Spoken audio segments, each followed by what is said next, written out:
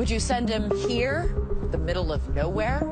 I'm saying got to go. Tonight, 3 desperate families have reached the point of no return. Their loved ones lost for hours on social media and video screens. You have used the term digital heroin. Is it that bad? Is this your life? Could it be? Just ask them. A husband in his basement man cave, gaming all night. Yeah, do it. I was going to bed as a newlywed, and he was staying up and playing video games. A teenage daughter glued to her cell phone. A knockdown, drag-out fight to get that phone out of her hand. I was up all night sending pictures. Secret sexting upstairs while your mom and dad are thinking you're safe. Now they're letting 2020 into their everyday and every night lives. This is where you game, huh? Revealing their family secrets in video diaries. It's hard not to resent Chris, who is enjoying himself while I am pulling my hair out. But what can get them to stop? And what are the warning signs for your family? Your mother is afraid. Tonight, while our 2020 cameras are rolling, an intervention. Where's my stuff? And signs of withdrawal. Tight in the chest. Now it's rehab and detox for devices. When I have the phone, I can at least talk to people. I feel like I'm fitting in. From heartbreak to hope, logged in to unplugged. Can they make it? Love you. Good evening, I'm Elizabeth Vargas. And I'm David Muir. We all want to stay connected, but right here tonight, the jaw-dropping video of people who can't put their devices down. Your friends, your family, your neighbors, perhaps even yourself. But right here tonight, you will also see the MRIs, what this could be doing to your brain. David, we spent a year on the road meeting people who were held hostage to their devices, getting them to open up about themselves and the secrets in their homes. We're not using their last names because they could be any of us. But the good news is they got unhooked, and you can too. Walk down any street, any mall, any hallway, everyone is bowing to their screen. Our devices are beeping, buzzing, begging us to swipe, like, love, tweet, retweet, send, reply, forward. FaceTime, Snapchat, Instagram, Twitter, Tumblr, Vine, Kick. This is Brooke, a California teenager. She's 15 years old now and a self-professed recovering cell phone and social media addict. How long was she on her phone each day? When she got home from school at 3 o'clock until she went to bed at 9. It was more. It was more. Brooke says she would be up until 4 o'clock in the morning and later. Second a text went off, a second, someone Snapchats me or FaceTimes me, I always answered, and I always waited and waited and waited for someone to reply. It was like my heart. I couldn't put it down. Teenagers have always had a fear of missing out, but it's just mushroomed. It's nuclear. And Brooke's selfies reveal a troubling progression, imitating bad behavior she was exposed to online with her phone. The more she started to change and act out, the more we started to really clamp down. And then that created anger. Brooke was always 2 clicks ahead of her parents, Jim and Stephanie. I was constantly making different accounts. I had 6 accounts on Instagram. I had multiple Snapchats. I changed the usernames, the passwords. I would block them. We took her phone. She'd go and buy someone else's phone. How are you so smart about all this? Honestly, I don't know. It was like they took my phone and I just panicked. Anytime her parents took the phone away, Brooke would go ballistic. It was like a knockdown, drag-out fight practically to get that phone out of her hand. She would say that, without my phone, I have nothing. There was no relationship. We were just a means to provide her with food and shelter and money. And a phone. And a phone. And a phone. A winter night in Michigan, an ordinary house on an ordinary street. People just trying to get some sleep. But somebody's up late, trigger-happy with that rat-a-tat keyboard on a computer playing first-person shooter video games. The boy in the bedroom is Josh. He's 14 years old, and his parents, Al and Christina, say he won't stop, can't stop playing. What's a typical day in Josh's life? Sleeping until 11, 12. And then he would be on until like 1, 2 in the morning. 12 hours. Easily. Easily 12. Yeah. They say Josh's obsession began in 8th grade when he built himself a gaming computer and installed it in his room. Get out. You think that was the turning point? Oh, definitely. Yeah, that was much more exciting to be on and much more addictive. Josh says he's playing up to 60 hours a week. Josh has been in his room since 4 o'clock, nearly 5 hours gaming. But why didn't you just take the computer away? I don't understand. Because when we did take it away, there was a lot of problems in our house with his behavior. They confiscate the computer, shut down the Wi-Fi, even remove the router and lock it in the car. Josh responds by throwing things and punching walls. There was like a shutdown in communication. Was it just the constant fighting with him? Yeah, it was very emotional. Al is not only afraid of what Josh might do, he's afraid of what he might do. If it got further, it could have been a problem. It could have been physical, and I didn't want that. And so he was trying to physically stop you? Yeah. He throws up his hands and leaves Christina to handle the conflict on her own. And sometimes it does get physical. They exaggerate. Like, my mom thinks that I hit her because she takes away my games. I don't do that. She calls it hitting because I, like, swat her hand away. There's just a lot of anger. Lots of anger. Emotional outbursts. Yeah. It sounds completely out of control. Yeah, it was. Josh, you need to get off. Okay, stop. Midnight, 1 a.m., 2 in the morning. Why are you stalking me? All these late night fights leave Christina exhausted. You know, it's after 3 o'clock, and I told you to get off at 1. Stop! If you want to make changes, it's hard work. They turn to Kevin Roberts. He works with kids having trouble with too much screen time. Do you have any support? It doesn't have to be just gaming. It could be texting. It could be the smartphone. Roberts is the author of Cyber Junkie and Get Off That Game Now. Your mother is afraid to get rid of the video game system and the computer because she's afraid of how you'll react. It's not my fault that she's scared of me. What's this one, you think? In Ohio, we meet Maria, 40 years old, an attorney, mother of 4. Good job, Jude. She's not a single mother. It just seems that way. She has a husband, Chris, aged 44, but you can't meet him right now because although Chris and Maria have built a life together, careers, a nice home, beautiful children, on any given evening, Chris is down in the basement past the pink castle and the buckets of children's toys. You may think he's too old for this, but the average video gamer is 35. Someone shot me in the face. I'm riding toward the front line. And this one has been taken prisoner by a pastime. You're done. Jeez. Chris was still playing video games, so we ended up coming to the park and having some fun here. How many hours a day does he spend playing games? He'll take a whole Saturday and go into the evening, from the time he wakes up till The time he goes to bed? the times he goes to bed, yeah. So 18 hours? Possibly. It's 2 a.m.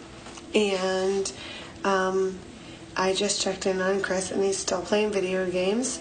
Ever since they got married more than a decade ago, Maria says Chris is often a no-show for much of their life. Happy Thanksgiving. I'm headed up to our family football game. Chris opted not to play with us. He is going to be playing video games instead. Why would you stay with a partner who is that disengaged? I don't know. I think that I really felt like this was a in sickness and in health moment. And yes, it's hard, but I was committed to him and I still am committed to him. So we have a house full of people and he is in the basement playing video games. Oh, God. Come here, bro. Come here. Missing life's sweet moments. So Bailey's trying blackberries for the first time. Maria is there to see their toddler's first taste of a blackberry, and so are you. What do you think, Zaylee? Do you like them? Do you love them? The only one not there is her father, Chris. All right, what's next, boys? Park your heart must break for what he's missing. It does. They're living in a split screen. Chris gets online, Maria gets the kids in line. Playtime for him, bath time for her. Downstairs, play. Upstairs, pray. I am going to go to bed because I'm super tired. This is how we function, and this is how we do it.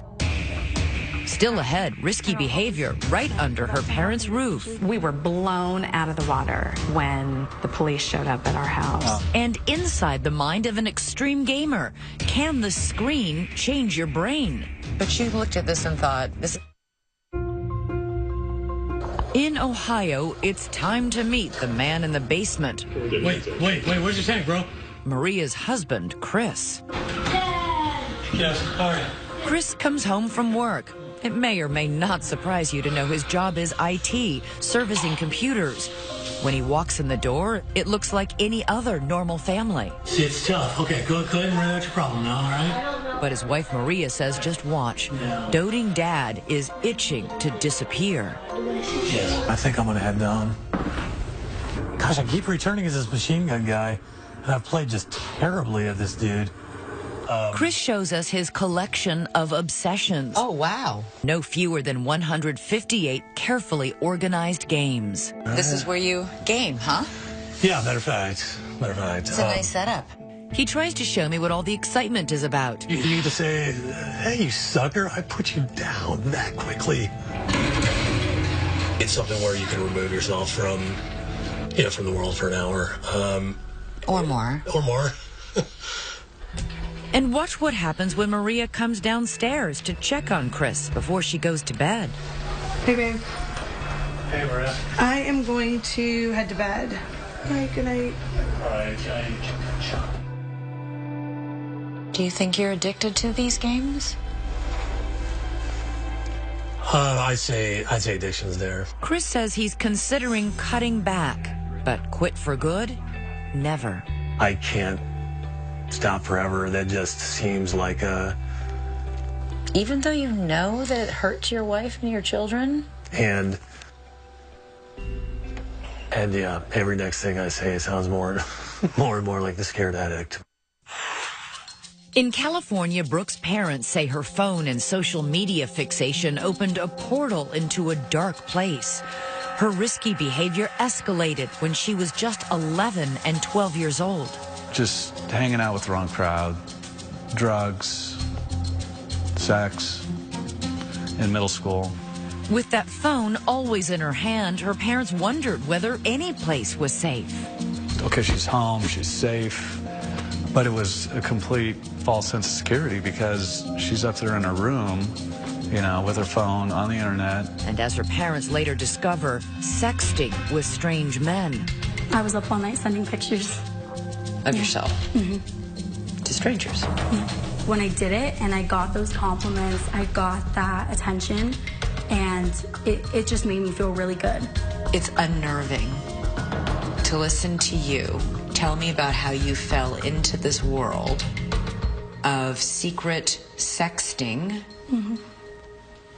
Upstairs, yeah, you weren't safe. Not at all, no. It's not just the phone and the internet. Brooke has ADD and attachment issues. When you take a phone and social media and you put it in the hands of a teenager and then throw in some mental illness, she just becomes very vulnerable. But her parents don't realize just how vulnerable until they get a knock on the door. We were blown out of the water when the police showed up at our house. Oh my gosh. Officers revealed what their little girl had been doing online. The men, the nude photos, all of it. People watching this are going to say, where were you? Yeah. It was shocking. It was. I guess I thought of her just as a regular, everyday little girl growing up. Word spread on social media about Brooke's mistakes. Bullied and shamed, she tried to numb the pain with drugs and alcohol. I think you used the word broken. Yeah.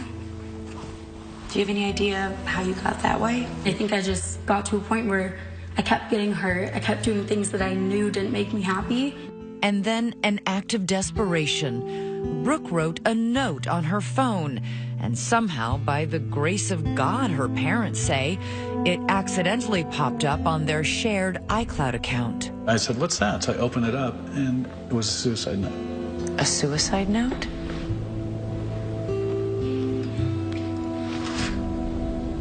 What did you think reading that? I couldn't believe it. You know, it was scary.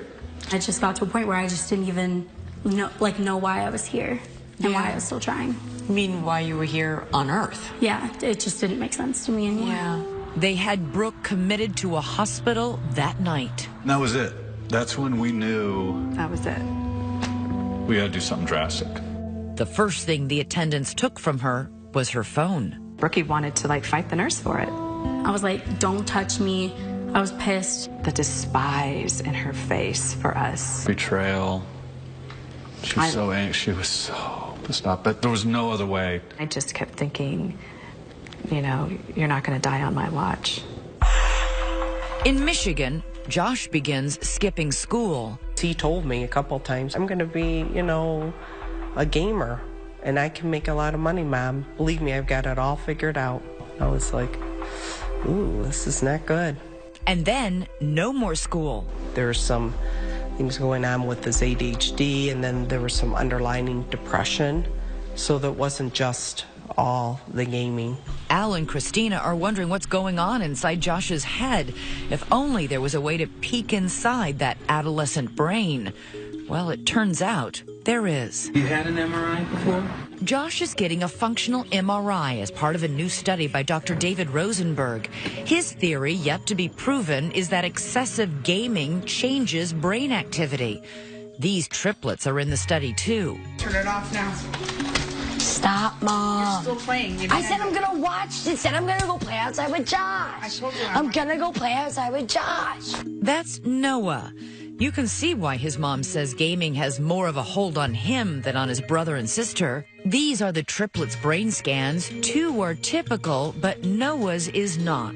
Dr. Rosenberg highlighted areas in red he says represent brain activity involving memory, attention, and decision-making. Noah's is almost completely gray.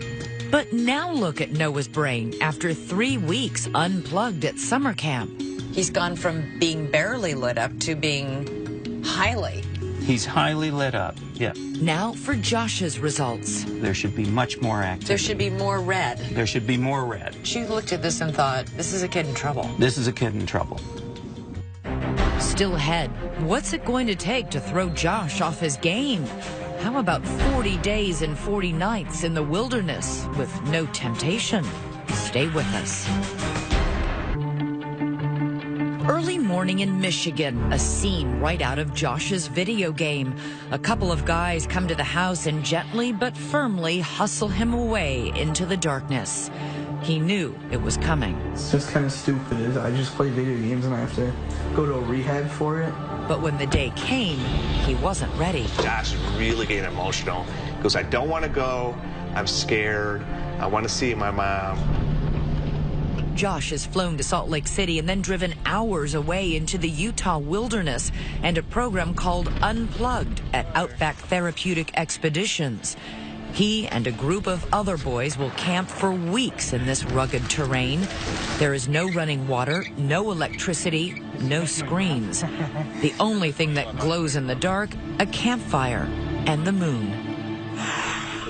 In Ohio, no one is getting on a plane, but Chris and Maria are hoping for a game changer. We arrange for a house call. Addiction specialist Nick Carderas. So what are you going to say to him? Well, so my whole purpose is to try to find out where he's at on his whole ownership of his addiction. Does he acknowledge that there's a problem? Inside, before Chris decides if he's ready to unplug from his gaming habit, an emotional hug from his oldest children. A reminder of how much they need him. Struggling through this. And then a big test. He wants Chris to get the video games out of the house. We could box them up and they could be stored somewhere. Chris is at a crossroads. Are you willing to take this opportunity? Not next month. Yeah, I'll step up. I'll try it. Then it's time to pack up Chris's obsession. All right, here we go. Okay. It's slightly painful. Those buckets for children's toys come in handy. I want to go back to when we knew each other better. Yeah, I agree. That's really nice. Real hugging. What's wrong with all these so-called cyber junkies? Is their extreme behavior a disorder or just a symptom of something else? That is a subject of heated debate among scientists. Is there really such a thing as digital addiction? I think the answer is unequivocally yes. It impacts a developing brain in exactly the same way substance addiction can. Carderas has written a book called Glow Kids. You have used the term digital heroin. Really? Digital heroin? Is it that bad? Maybe there's some shock value to that. Maybe I'm trying to shock some parents awake to say, this is a potentially addictive device. Be careful. The American Psychiatric Association's diagnostic manual includes internet gaming disorder as a condition requiring further study. And Dr. David Rosenberg is doing just that. Internet addiction clearly exists, but there's always an underlying cause or causes. The Entertainment Software Association, a trade group, says in a statement, legitimate science, objective research, and common sense all prove video games are not addictive. But digital addiction is taken seriously in some parts of the world. Asia has hundreds of treatment centers. The World Health Organization is poised to officially classify gaming disorder in its disease manual. Are we late to the party on this? Yes. I think we are late to the party. China has had internet addiction disorder as a diagnosable disorder for a few years now. We're not going to be able to help people change their behavior through shame and willpower. Software developer Gabe Zickerman says apps and games are designed to enthrall. He would know. He says he used to earn a living making them that way.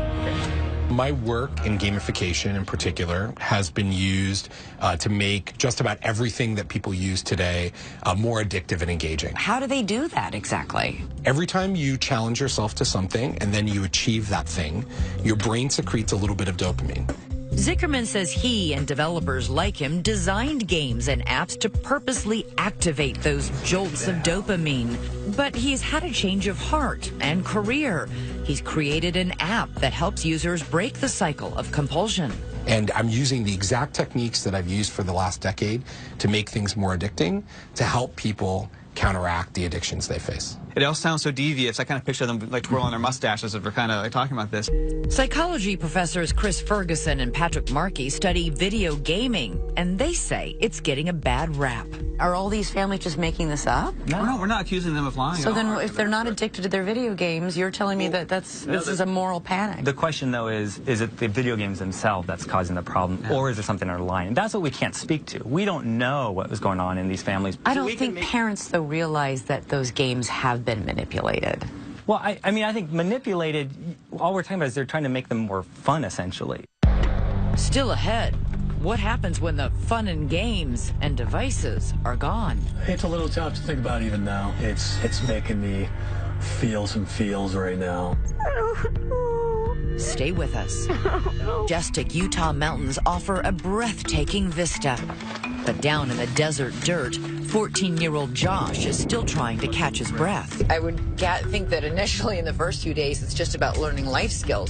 McKay Devereaux is executive director of Outback Therapeutic Expeditions. It's actually the first several weeks in which they're learning to take care of themselves. Josh is enrolled in a treatment program called Unplugged. The organization waived his fee, which can run tens of thousands of dollars, hoping to raise awareness of the problem. If the boys want to survive, they will have to change their lives. What does that have to do with gaming? Or anxiety or depression? Being able to kind of reset everything neurologically and mentally by taking them away from all the distractions of their typical life. After Josh has been in the wilderness for more than 7 weeks, we go for a visit. I'm Elizabeth. It's very nice to meet you. All right, so show me around your camp. Josh shows me how he and the other boys live. carrying their few belongings in a homemade backpack, building shelter, preparing meals. Nothing gourmet. Out here, peanut butter is a delicacy. Josh wanted to show off his new fire-making skills. Where do you do it? Right here? Yeah. Oh my God. With disappointing results. Oh, I smell something. I got a lot of brown punk. A lot of brown? Yeah. That was pretty close. Well, we'll practice again later, okay? How's that going to help you in life, do you think? Is it an example as like my anxiety? Like at first it was super hard for me to hike. Learning to overcome physical challenges here is a lesson Josh can take with him and apply to life challenges back home. So you're learning to push yourself. Yeah. My issues is like that I had gaming addiction. So I had anxiety and depression. And basically I just like use it as like escaping from it. Are you worried at all about going home and falling back into your old habits? Yeah, like I've had dreams at night where I'm just like playing video games and then it's just kind of like scary when I wake up. There's another milestone for Josh here on the mountain. He's turning 15, a birthday to remember. Unlike Josh, Chris is facing his gaming problem right at home in Ohio, but there are still mountains to climb. I don't make it down here much. It's just kind of a place for the kids to play right now. Visiting his former gaming closet triggers intense emotions. Yeah, I freaked out about it. I remember kicking my couch. Watch Chris's reaction to those empty shelves. The games were here, and surprise, the games were gone. I was just tight in the chest, and it's a little tough to think about even now. I mean, it's making me feel some feels right now. He documents his struggle to stay out of the game day by day. I'm day 2 of this 90-day detox. Boredom, monotony, agitation. Week by week. It is amazing. This probably is the first week game-free in years and years. Marie assumed without games, Chris would spend more time with her and the kids. But at least for now, his intensive therapy is taking up 4 hours nearly every day. I was kind of hoping that he would at least attempt to, when he's with us, be with us, but I wonder if right now it's just a little too much for him with the anxiety level. And although the games are locked away in a storage facility, he admits they still seem to have a hold on him.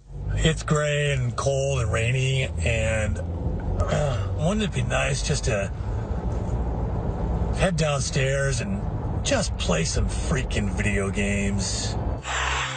It's been nearly 20 months since Brooke first arrived at her treatment facility. We want to start off with some pretty tight limits and structure around your phone use. Periodically, Brooke is allowed to go home for visits. The trips are a test. Brooke's phone, normally locked away, is handed over. This is the first time she's had it since she got to go home last time. Brooke, how long has it been? I'd say probably a month and a half. How does it feel to have it back? It's really exciting because I don't know, I miss like talking to my friends, and so it's like exciting that I get to do that again. Brooke's mom, Stephanie, is going to the airport to meet her. I'm always hopeful. I'm hopeful every time that she comes home, but I'm also realistic, and I know that it's a real struggle for her. Okay, so Brooke looks like she has landed. Oh, I didn't even think that she was part of the flight crew.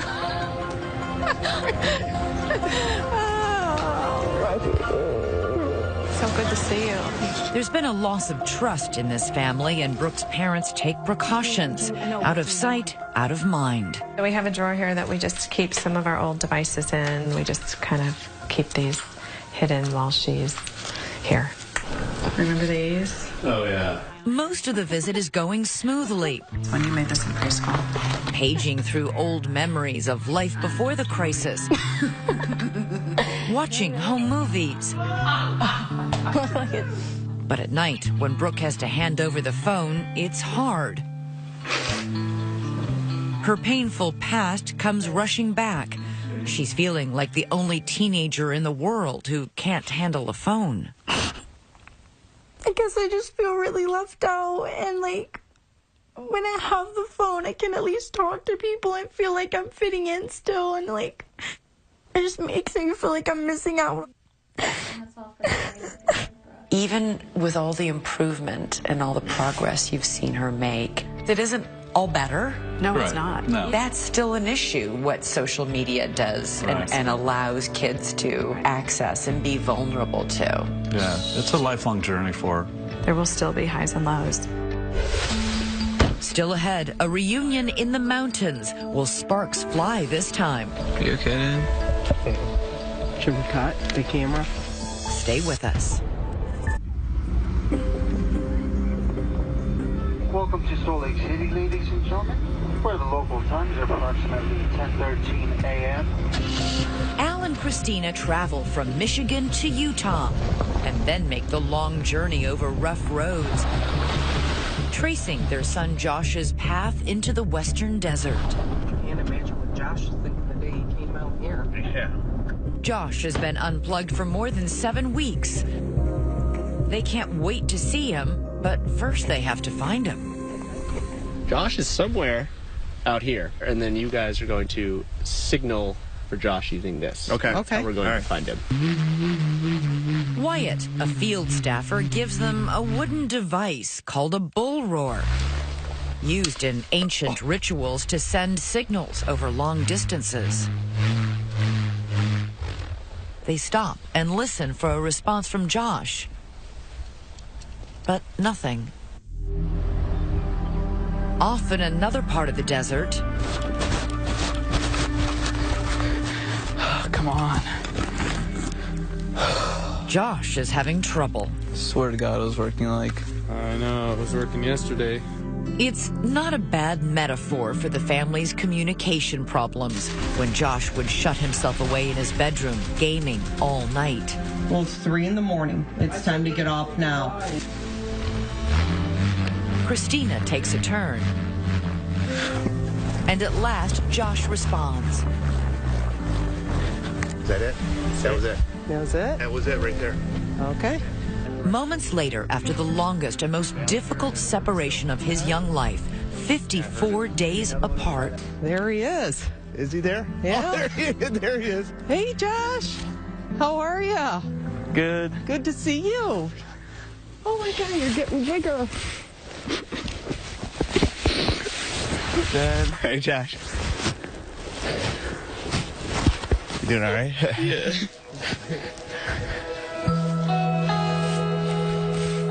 Oh, look at this. So this is your camp right here. As he did during my visit, Josh tries to show his mom and dad how he can make fire without a match. And this time, the glowing ember in his hands comes to life. Here we go. Oh, yes. Finish my hair. Oh, man. That was awesome. Remember the boy who could barely bring himself to put a few words together? This is a different Josh. Like at home, I didn't really notice that video games were like destroying me mentally, and how it's like just as bad as substances, like mentally. I just didn't notice that. I didn't like care at all. I just wanted to live, like play video games, and that was it. That's all I really cared about. I mean, I literally skipped school for a month just to play video games. Here, let me.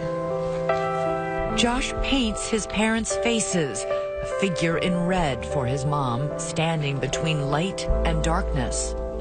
Even though, like, you were dealing with my gaming addiction, you could always, like, seek the light. You were always trying to find help for me. Oh, that's cool. Is it? Yeah, that's really cool. Al is moved by his son's recognition of their struggle to free him from his gaming obsession. Are you okay, Dad? Should we cut the camera? It's okay. When you're ready, Josh.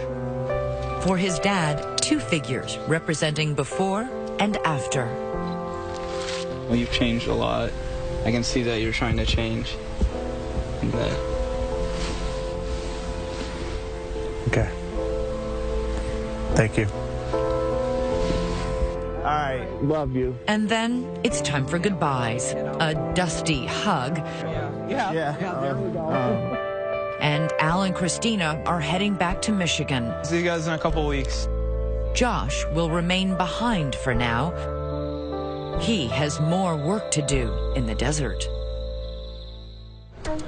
Still ahead, what difference will 10 weeks in the wilderness make? Okay, we're gonna get started then. Josh comes home and gets another brain scan. The results are next. Done. In Ohio, it's time for a change in latitude. Chris and Maria are taking the kids for an adventure. Hey, where are we going? Where are we going, Zizi? We're going to Puerto Rico. They visit Puerto Rico every spring, but this year seems different. Going to the pool, going to the beach with my kids, my family, and it's good. It's good to get away. It'd be easy if I could be on vacation all the time. Weeks later, we drop in on Chris and Maria on a Sunday morning. With 53 game-free days behind him, Chris is out of the basement and killing it in the kitchen. One morning, several days earlier, Maria recorded another video diary. It's her birthday. I really don't have big expectations for my birthday. But imagine the surprise when I came downstairs to this. He got me a gift and beautiful flowers and a really nice card. I'm really feeling a lot of hope and excitement and just some happiness. Your time at Outback has come to an end, but the journey continues. After 10 weeks unplugged in the wilderness, it's time for Josh to go home. I guess I get to sleep in a warm bed instead of on the ground in a sleeping bag. Al and Christina are getting ready, patching and painting Josh's room, removing that custom-built gaming computer. Ladies and gentlemen, it's our pleasure to welcome you to Detroit. Oh boy, here he is. He's here. All right. Welcome home. Here, let me give you a real hug. Oh, you still smell like sage. Home again, Josh has lost weight. He feels taller. And with a new haircut, he's a different boy. Now you gotta go back to reality. Yeah. Those aren't the only changes. A couple days later, Josh has a follow-up brain scan. Dr. David Rosenberg shows us the results. Wow. What you can see here is, this is an oh wow effect. Same boy. Same boy. Before treatment, after treatment. What is that telling you? He was completely shut down. When we talked with him here, he was exuberant. A different child. In California, Brooke and her family worked together on a sign of renewal, a fresh coat of paint. So I wanted to start over and make my room more positive. I think if I can take my story and make other people think about things before they do it, help them to make a better life, I think that's really important to me. And then it's time for Brooke to return to rehab. She's done well on this trial visit, but there's more to treating those underlying issues than simply taking her phone away. Yeah, this is the worst day of the whole trip. Every time. Sad that she's leaving, but super happy that, she'll be back soon. It may be a sign of her recovery that saying goodbye to her mom is harder than ever.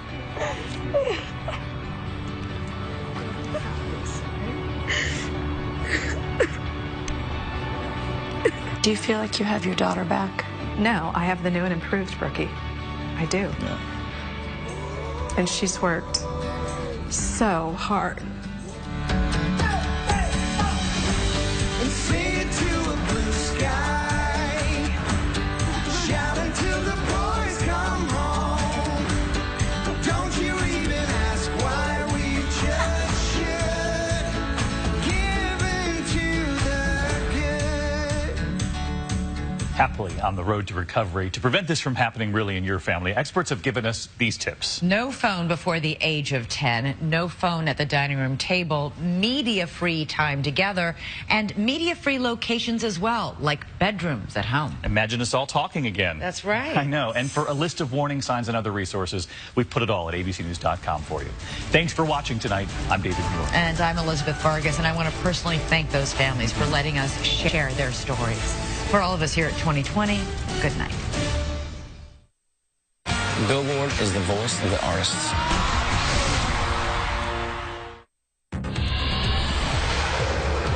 releasing new video in a hit and run that toppled a school bus. We recently reported scammers are impersonating Dauphin County deputy sheriffs